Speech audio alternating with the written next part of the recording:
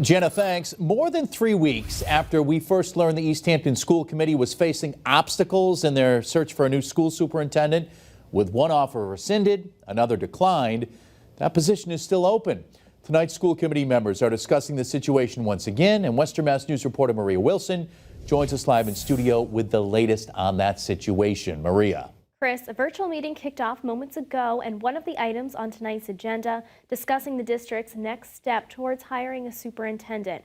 It was late March when we learned about the dramatic fallout with the district's initial candidate, Vito Perrone, who says his offer was rescinded after addressing the school committee chairperson and executive assistants as ladies, a word choice that he says was seen as a microaggression.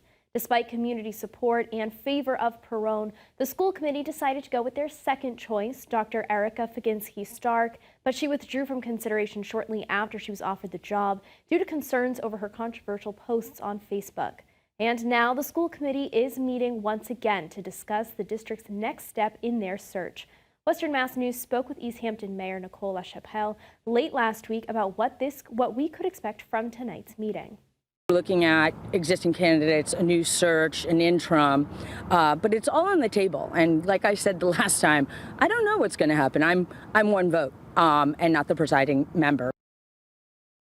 Public comment is being limited to 20 minutes tonight, which is more than an hour shorter than the committee's April 10th meeting. And as Mayor LaChapelle said, anything is on the table for tonight, so be sure to stick with Western Mass News tonight at 10 and 11 for the latest from tonight's meeting. Reporting live in studio, Maria Wilson, Western Mass News.